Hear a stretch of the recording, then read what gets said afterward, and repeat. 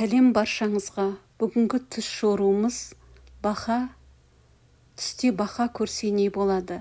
Түсте баха, құрбақа көру жасап жатқан кәсібіңіздің, жасап жатқан жұмысыңыздың, жұмыс тіршілігіңіздің өзгеруі. Мысалы, сауда жасап жатсаңыз, басқа саудаға ауыстыру, жасап жатқан жұмысыңызды басқаға ауыстыру деген сияқты.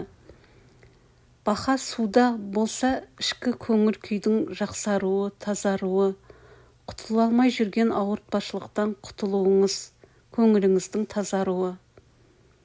Бақаның секіруі жақсы жаңалықтарды жеткізеді.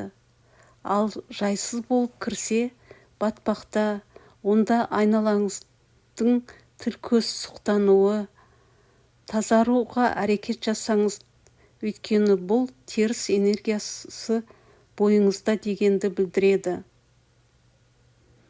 Жалпы бақаны көрген адам тіршілікте майда шүйдеге мән беру керек екендігін білдіреді. Барлығының жауапкершілікпен қарау керек екендігін айтады.